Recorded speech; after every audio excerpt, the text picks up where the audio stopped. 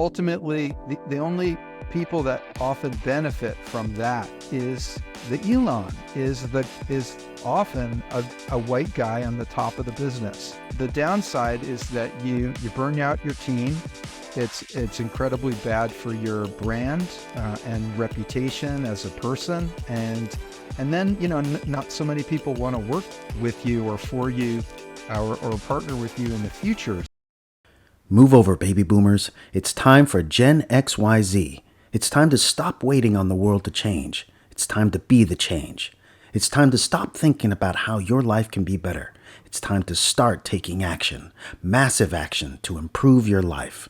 Join Zach Winter and Markadare Rios every week as we learn how others had the grit, determination, and conviction to 10x their lives, and as we explore ways that can help you 10x your life. Hi, and welcome to another edition of the 10X for Gen XYZ podcast.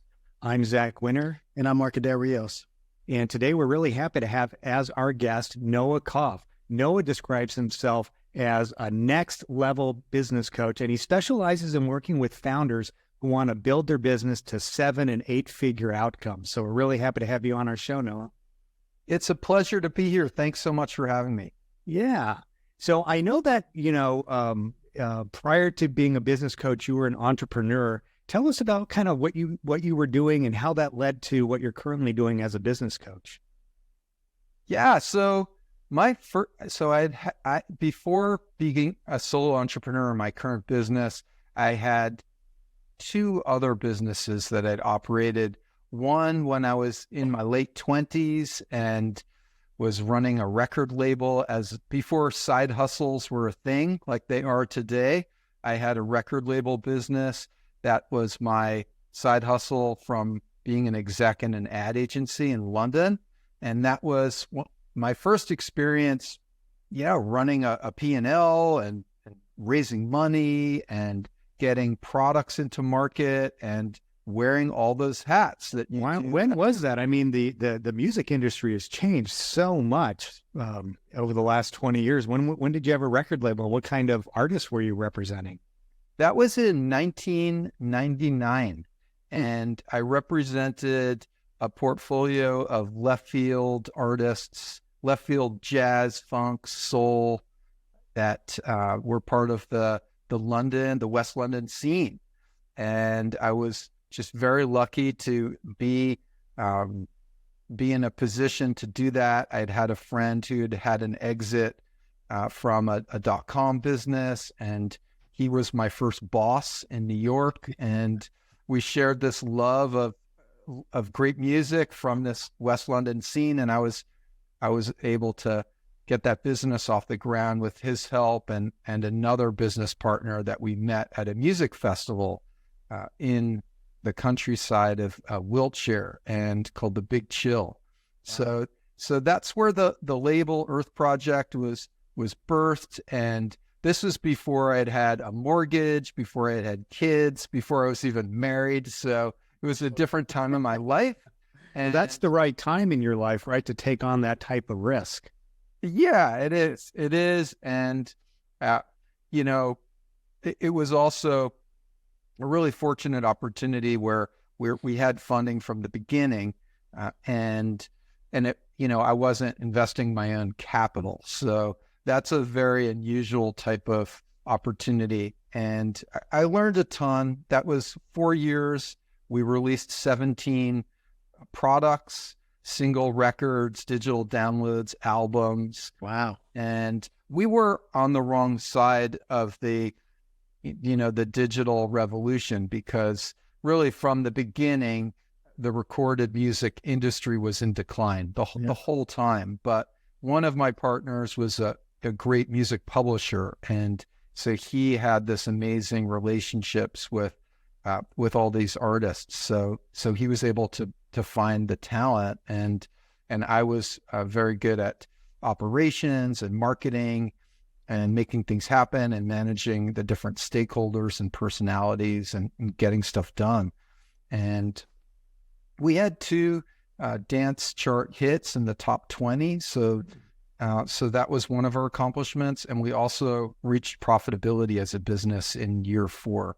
That's incredible. Yeah. So that was my first exposure. And then the second business was a mobile marketing innovation studio, also in London. And that was really focused on helping corporates experiment with mobile and make content.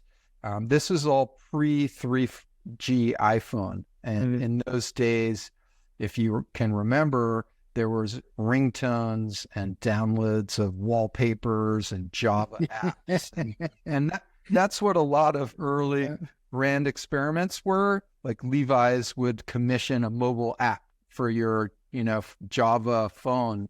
And so our company had relationships with Red Bull. We produced Red Bull's podcasts and video content downloads for their Air Race World Series. And we worked with Google to make a film for them and some telecoms companies. And we had some great pilots and some great relationships. And then 2000 and, the downturn hit us, and everyone pulled out of mobile because it was early and it was more of an experimental channel for a lot of businesses before the 3G iPhone changed everything. And then there was this explosion of apps.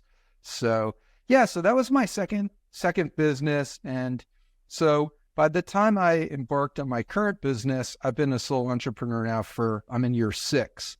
I had already had those other experiences behind me, had already raised money a couple times, had already built businesses from scratch to profitability a couple of times, and built relationships with good companies. So that all helped set up what I'm doing today, which is partnering with founders. And the simple insight that I had when I set up this business is that as a first-time CEO, when you are setting out to change the world with your awesome ideas, it's really tough because you're running your business and fundraising at the same time. And those are 2 jobs.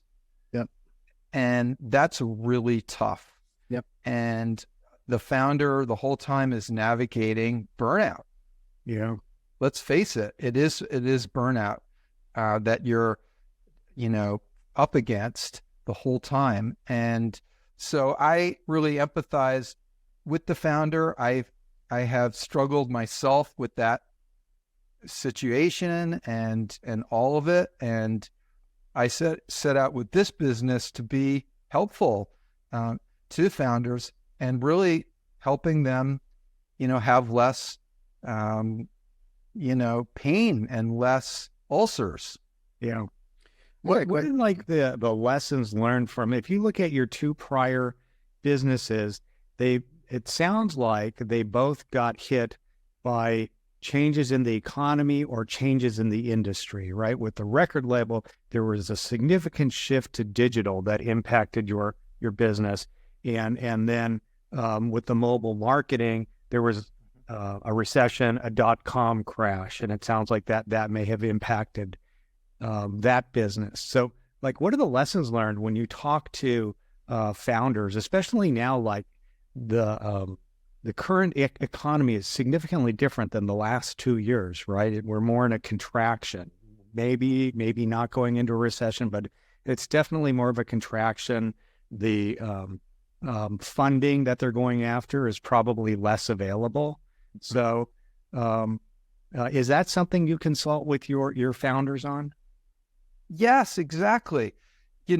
For all founders, the biggest thing that can stop the founder, the number one thing, and there's many things, but underneath everything, it's fear. It's fear of what's right around the corner. It's fear of failure. It's fear of I'm not going to be a good CEO. It's fear of rejection. It's fear of I'm not going to be able to turn this into an amazing business. It's fear of I'm never going to get the funding from this billionaire that I want to have funding from. Those are all fears, and that is at the root of everything that stops founders from peak performance. And that is really, the focus of your podcast, 10xing. That's what every founder that I work with wants. They want to 10x. They want to, in some cases, 100x their valuation and have an awesome exit. That's where everyone wants to get to. And the number one thing that I help them with is breaking through that fear, so they are not being pushed and guided by the fear and sabotaged by it, and instead guided and pulled by their sage. The sage is the other side of your brain that you can activate if you develop the mental muscles and the stamina to be able to, to have what you want, to have that peak performance in your business and in your life. So that's the foundation of the work that I do with all of my founders. It's really building that mental muscle, that stamina. It's no different than, all the exercise that a lot of people are fanatical about. And the new frontier of exercise is mental fitness. It's the work that you do on your brain to have that peak performance in business and life. And then add to that, right, the confidence that comes along with that, right? A lot of times, like in our business, in the real estate business, what I notice, I have a few coaching clients or students or whatever you want to call them. And the one thing that I can definitely tell is they have taken in all of the learning, the modules or whatever it is that's being taught, but it's the confidence to know that they can either scale or start up here or go out and talk to people and, all of those things, which adds to that fear, right? There's a fear of unknown when they're not confident in what they're doing. And many times that's just the differentiator, obviously experience, right? But experience adds confidence, fuel or in a big way. And so, it's very interesting. It's very interesting, the mental game, because you're riding a fine line too, aren't you? There's not a gray area, but it's a little hazy, because when you're teaching people, you're coaching people, most people, I'm like this too, want to get into the nitty gritty. So when you start talking mindset and all these things, it's like, oh man, I want to give me the juice, man. Give me the juice. What do I need to do? Right. And there's absolutely this myth about confidence that it's all about being super confident and that you're born confident. And I think that's a load of crap. Confidence is what you get after you try something that you don't think that you can do. So having guts, having faith in yourself that you're going to try this thing and you're going to make it work, that's the thing. That's the thing that I help people with. And then on the other side of trying that thing and making it work, you gain the confidence. Yeah. Yep. So sometimes it's a matter of inches too, right? It's just a matter of little steps, small little things, or something kind of small that just triggers this thing where you sit back and you're like, wait a minute, why am I looking at it at this angle when everybody's encouraging me to look at it from this angle? Oh, and then all of a sudden it's click to the next level, Right. Yeah, because oftentimes we're really set in these patterns of the way that we've always done things, the way that we've always thought about this problem and solution. And really we need people around us who we trust, who have been in our shoes before. They've done the thing that we want to do, launching the product or raising money or doubling your business or having an exit.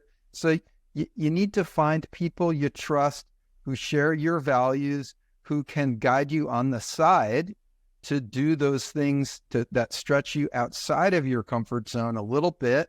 And you try and you inch forward and that's how you gain more confidence and more ease. And ultimately my role as the guide on the side is really to help my clients light up their minds so that they are really enjoying their work and in ease and flow in that process of stretching out of their comfort zone, trying something that's uncomfortable, and you're continually in this, in a scary place where you're, building your team, pitching, selling, and facing a lot of rejection and, defeat along the way. There's always something lurking around the corner. So you need to be incredibly strong in your head and resilient to face those things and to continue to maintain that peace of mind. So yeah, the inside game, you said it beautifully. That's really what a lot of people need to have success, to have that 10x factor. The 10x, the X factor is you. You are the X factor. So how can we bring out the best in you to make this thing a massive success? Awesome. Do you ever advise clients? Because I could see somebody has a startup company and they're grinding and they're pushing and they think that's the way to grow. I need to work all of my employees super hard. Like Elon, I'm going to fire 70% of the workforce and I'm going to create this startup mentality and I'm going to put these beds in these offices and create this mindset of you're going to really hustle if you're going to work for me. And maybe that's not the right approach. Maybe there needs to be a more balanced approach, right? How do you approach that? I mean, is it on an individual basis, looking at the individual and seeing, if that CEO and that company is appropriate for a more grinding, aggressive hustle approach, or maybe not?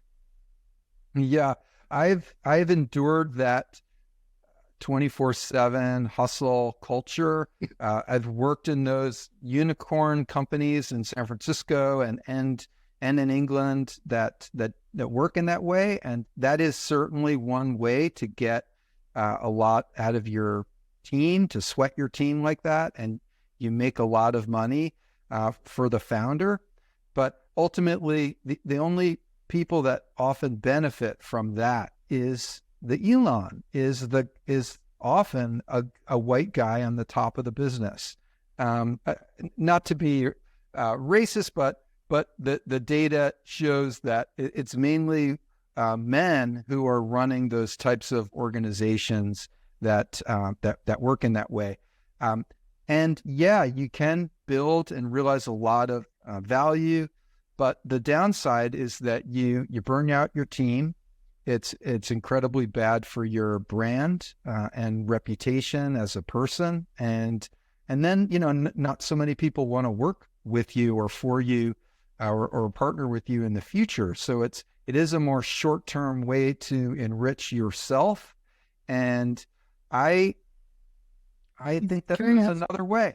Can I ask a quick question on that? Because this is a really good point, and it's very interesting to me. But because it seems like there's just a whole line, like a succession of people, kind of not only emphasizing it, but kind of forcing founders and into that type of mentality in a lot of ways, right? Mm-hmm. You from the very start, in order for you to get VC money, the VCs expect this. In order for you to get an angel investor, the angel investor is gonna expect you to eat ramen and sleep underneath your couch for however long and not take a paycheck. And like everybody's telling them that you have to you basically have to starve if you want this thing to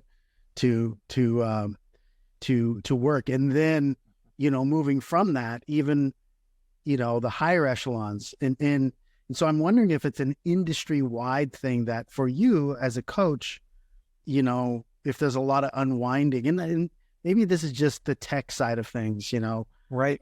Other entrepreneurs may not have the same kind of, but it could be also, a Western civilization type of thing, especially America, right? Where it's all about grinding and getting in there and doing that. But for you, Do you have to spend a significant amount of time with your clients unwinding a lot of that when you see that? And is it pretty pervasive? It is pervasive, and I have survived that, several times. I've been through it. I've seen behind the curtain, and I work with founders on culture and building strong culture really from this early stage, because I personally believe there is another way. It's not the only way to realize value and to create awesome outcomes for the founder and for the team. I think that the better way is to make awesome products and also to encourage some type of balance with working hard, but also encouraging people to have a life outside of work, and because that leads to happy teams, good work, good retention over time, and that it's always going to cost you less to keep your teams healthy, to retain your talent, than to have this revolving door of people, because you're just churning and burning through people.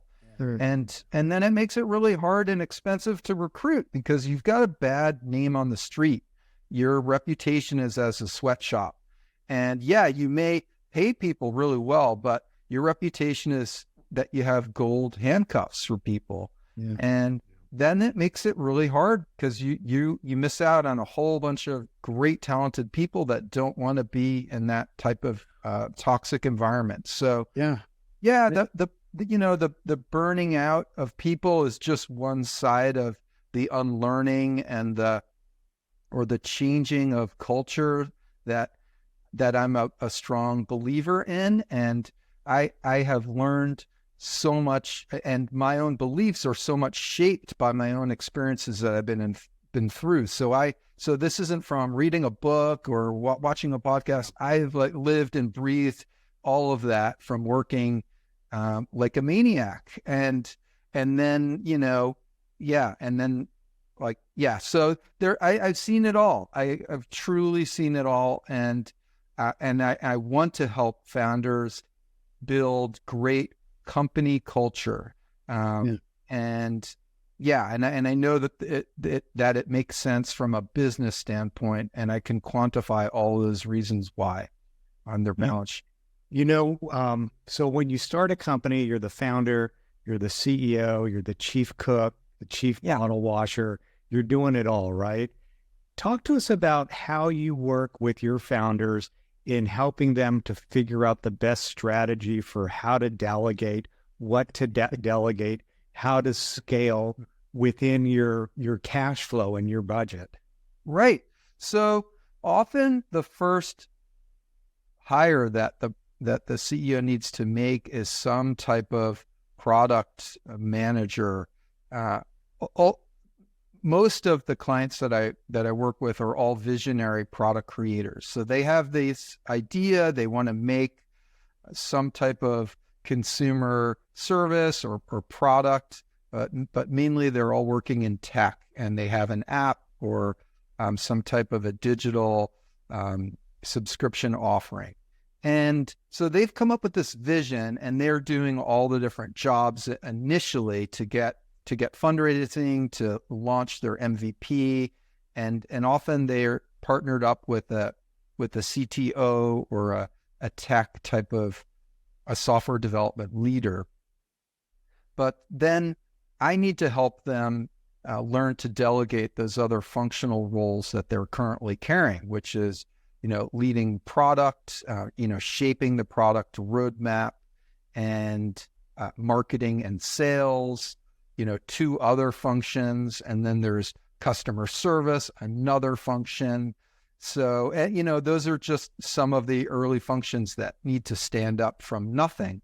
And so we go through this process of prioritizing the first functional leader roles that need to stand up, and shaping the roles and responsibilities for that hire, and then going out and recruiting that person, and then the transition plan. So it is different for each of the founders that I work with based on the makeup of their co-founder and their own situation. And each one is a little bit different. In some cases, there's a solo founder. In other cases, there's 2 or 3 founders. So it's always going to be a little different. But yes, delegating is what stops the founder from scaling. And because you can't scale if you're running every single function yourself.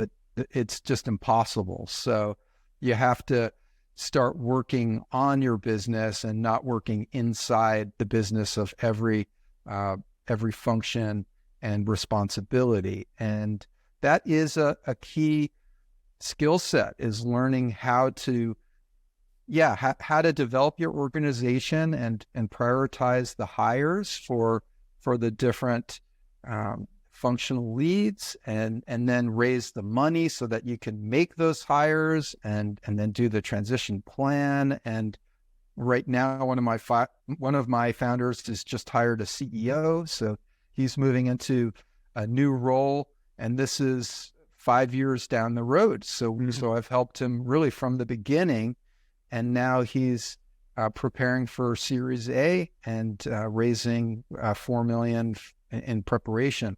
So it's a long... He's staying in that particular case. Is he staying on in another role, another executive role? Right. So he'll be moving into a chairman of the board, like executive chair role. Mm-hmm.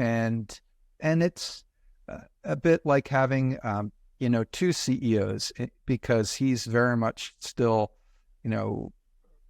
running different parts of the business while there's a new CEO that's coming in to run fundraising and hiring and developing another side of the business. So nice. It just evolves and changes, and that's the really exciting role that I get to play, is really on the side to help shape and steer the organization, the culture, and the goals, meeting the founder where they are and where they're stuck with their next goals to go after, which is, it's hard to see sometimes what the next goals need to be. And that's why it's really helpful to have someone who's outside of your situation, who can spotlight some of those blind spots and just problem solve with some extra clarity that you don't have. Nice. Yeah, I'm sure like these founders have a vision of where they want to get to, but as you're saying, they may be stuck or uncertain about how to get there, and then you come in and help them. When you're working with them in putting together a plan, do you have like, let's do a 6-month or a 1 year and then a 3 year and then a 5 year? Or how do you approach that from short-term to long-term goals? Absolutely. Yeah. So a 3-year destination for your revenue goal is always the hero metric of almost any business. Is, in 3 years, what type of revenue goal are we aiming for? And then backing out of that, what revenue goal are we aiming for in 12 months from now? And then underneath that revenue goal, okay, what are the different levers of our business to achieve that revenue goal each quarter? And that's the strategic planning that I help with, is, and on a real quantitative side, like how are we going to engineer and orchestrate this revenue gain? What are the programs? What are the tactics? What are the hires? What are the internally and externally? What are the targeted investments that we need to make in order to move the needle from X to Y? And then quarter over quarter, and week over week, it's tracking all the sub metrics underneath revenue to ensure that our cost load is profitable, and we are correcting course as we go. Interesting. And so I don't know if this is a gear shift, but how do you approach, for lack of a better term, how do you approach some of your non-compliant clients, right? Ones that just right. How do you hold them accountable? If Yeah, they agree. Right. Yeah, I need to do it. Yeah, okay, yeah, and then all of a sudden, 8, 10, 15 weeks later, still, they haven't Right. implemented anything that you've been working on. Yeah, well, at the end of the day, I'm not there to force and push people to do anything. I'm not their boss. I'm here to help bring out their best so that they can be guided by themselves, by their best self. And that's the thing, is really activating their sage so that, that's their internal wisdom that's going to guide them. And yes, all the time, my clients are struggling with distractions, shiny objects, FOMO, right? We all struggle with these things, self-doubt, all of those things, and being overstretched. That's the big one for a visionary type, especially. They solve a problem with another idea, with another, chasing after another opportunity or shiny object, or going and traveling, going off on a trip, and it's avoiding what you need to do, which is buckle down and, get this hire made, or oversee get this fundraising closed on time, and not going on that trip. So these are the classic or chronic challenges that the visionary types struggle with. And so I empathize with them, and I ask uncomfortable questions and poke and, prod. And that's really my role, is to ask those uncomfortable questions to see if they are listening, and if they can help themselves get or have what they want. It's having the result is about doing the work. So if they are, wanting to do that, they have to show up and do that work. And speaking of like FOMO or shiny object syndrome, and working with visionaries that may have more of a creative mind, I'm sure that one of the things you do is try to bring in a sense of like, well, let's look at this analytically. Let's take a look at this from a critical thinking point of view, and analyze the problem and help solve it from an analysis standpoint. Exactly. Yes. So a lot of visionaries are really strong working with their gut and intuition, and I help them build the quantitative analytical skills on top of that, so that we can make decisions with data in addition to their gut, because that removes a lot of the drama, a lot of the battles of will, and that type of stuff. And gosh, I remember all those years before I learned how to make decisions with data, where there was so much of that, battling between, just subjective opinions, really, without really crucially or critically evaluating, what the data is telling us about this audience, about the opportunity with this message over another message, or this creative direction over that creative direction. Once you learn how to use data to make decisions, it's just so much easier and faster and drama-free to find your path forward, particularly with sales and marketing, and making those targeted investments, because the numbers don't lie. They tell you exactly what's going on. If you can read them, you can very quickly assess what's going on and how to solve the problem right in front of you. Well, speaking about using data, do you use, when you're looking at helping a founder hire the next team member, what are your thoughts on using different types of personality tests? Oh, yeah. Yeah. So I start all of my clients with a personality test to understand their leadership style, their genius areas, and strengths and weaknesses. I think it's an excellent way to assess how this person, could fit into the organization, and their leadership style, and how that's going to work. And so it's a great way to to assess fit and also leadership style and their weaknesses that we have to work with. Which As one, well as any, their any strengths. favorite tests? that's what I was going to ask. What's one of your favorites?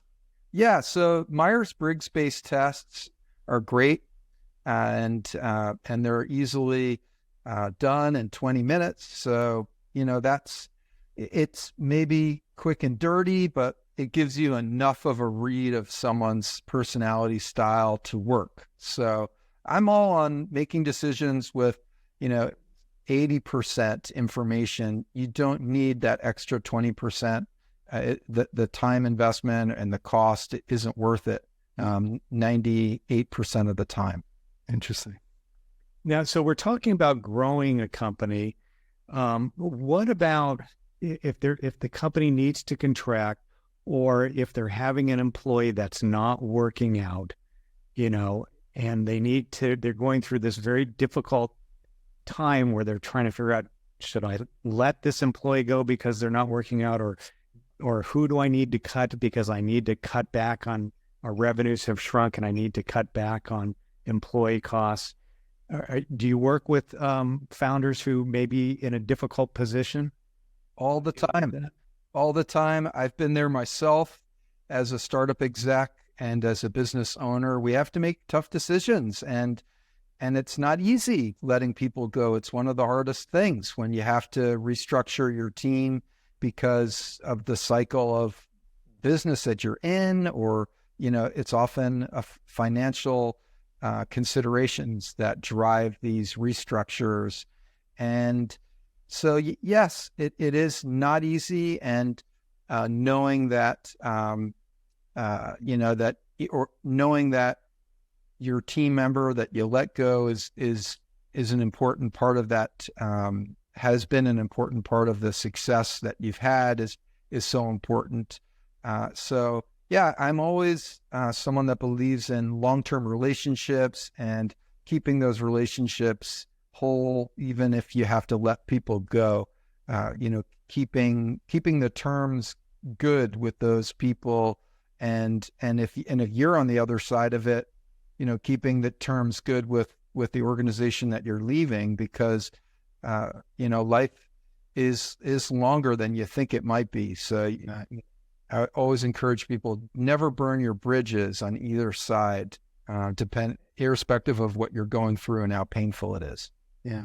We've been going through some pretty tumultuous times out there too. And actually, Zach and I were talking about, what's been happening out there, especially in the tech world, in this particular time. So I would imagine that you're seeing a lot of, or people coming to you that are looking to be first-time founders, having tons of experience in their particular fields. And now they're like, okay, I'm not going back to the corporate world. This is it.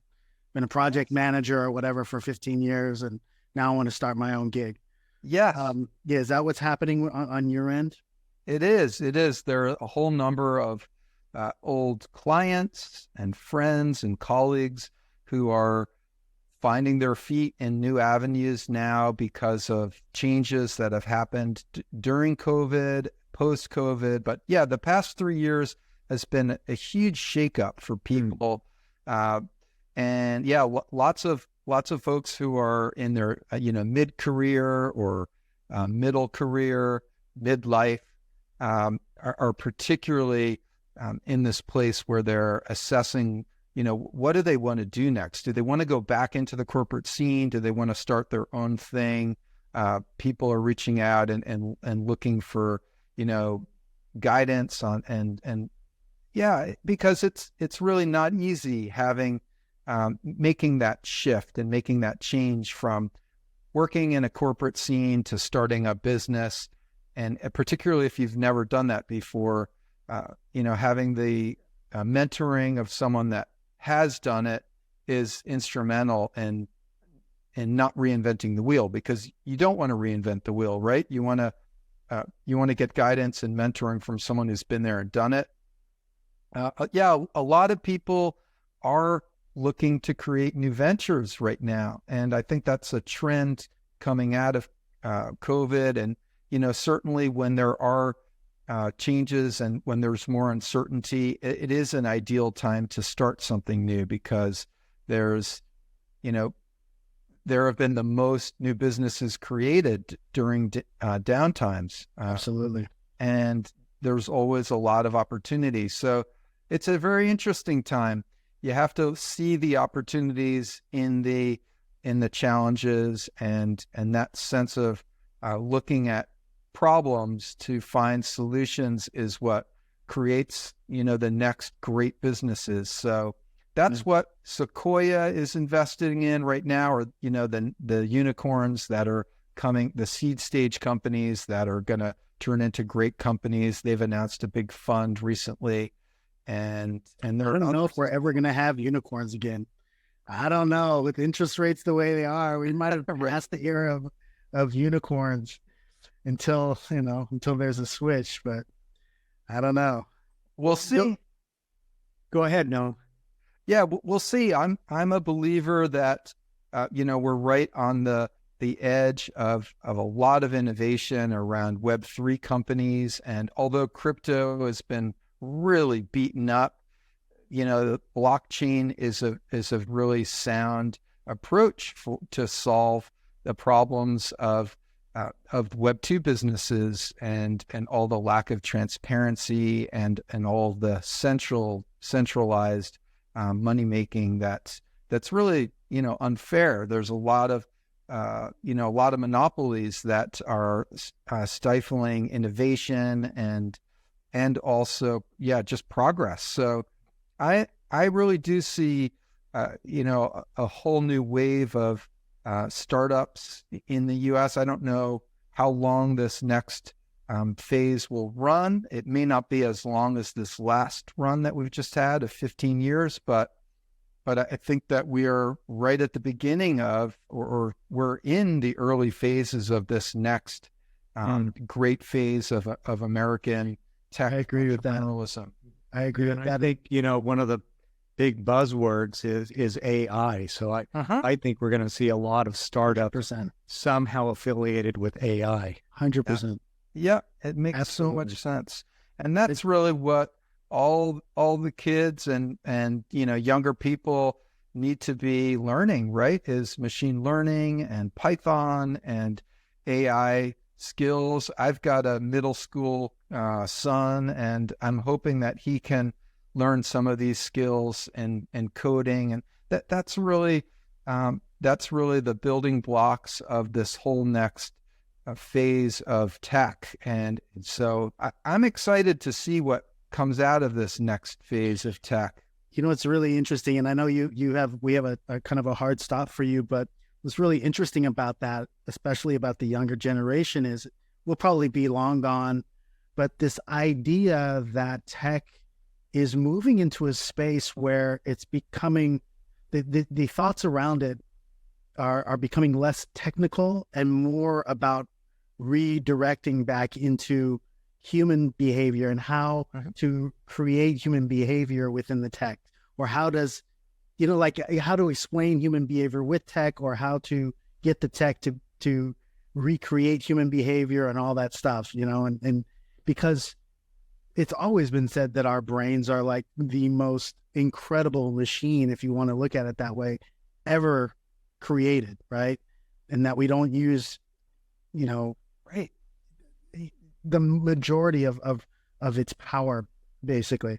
Yeah. And so, and so this whole idea of getting to the point where tech can, not even putting aside the AI part of it, but just, learning how can tech inform relationships, and how do relationships inform the tech further, things like that. Just, I don't know. It's very interesting to me where it's going to go. And your son, right? Did you say?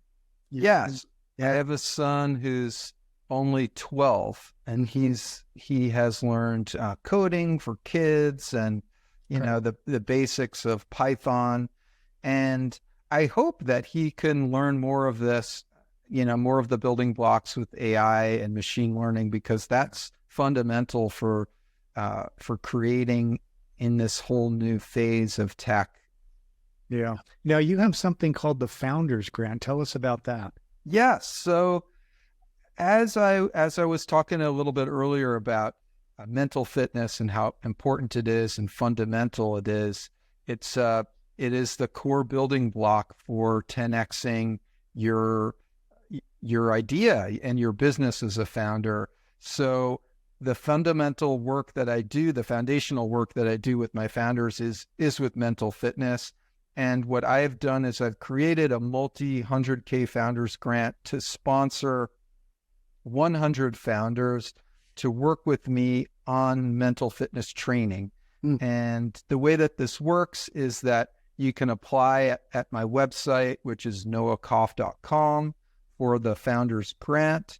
And that's working with me as part of an accountability pod. And I'm the pod leader of this 6-week training. And that helps you build that stamina, that core mental muscle that you need to be innovative and resourceful and able to navigate and activate all those sage powers and weaken your internal saboteurs of, controlling and avoiding and getting distracted and there's 7 different saboteurs that we have. So I want to help 100 founders this year with this gift, and that then becomes a way that, or a skill set that you have to 10x your business. That's pretty amazing. And at the end of that 6 weeks, I'll make another offer to this founder, and some of those founders may decide to work with me and become part of my program and my business accelerator. Others may never work with me again, and that's totally cool and okay. But ultimately, this is my gift. This is how I create 100x impact in the world, is through this gift to the founders. That's cool. So if there's any founders out there that might be interested, they can go to your website. And is there an application and a review process and then an acceptance based upon review? Exactly. They can apply. It takes less than 10 minutes to tell me a bit about you and what you're doing.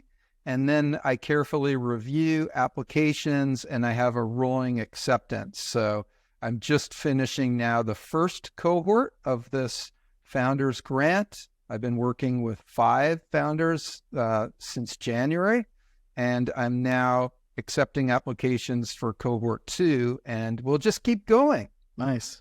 Nice. Great. So tell us your website again. So it's Noah Koff, which is NOAHKOFF.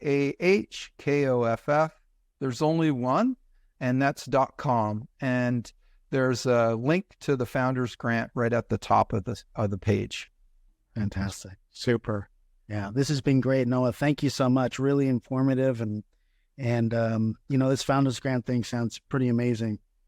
So thank you so much. It's been a pleasure. Yeah, totally. Thanks, Noah. Great chatting with you. Yeah, look forward to coming back and sharing some success stories from the founders grant. That would be a lot of fun. Yeah, that'd be great. Definitely. All right. Okay. Awesome. Yeah. All right. Take care. Thanks.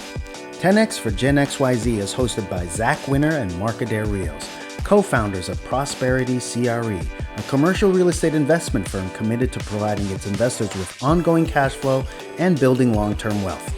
If you like the podcast, please give us a positive rating and subscribe to be notified about future content. Also, if you'd like to learn more about our approach to real estate investing, you can download a free copy of our real estate investment book, Investing for Cash Flow and Long-Term Wealth, by clicking the link in the show notes below. Thank you, and stay tuned for our upcoming episodes.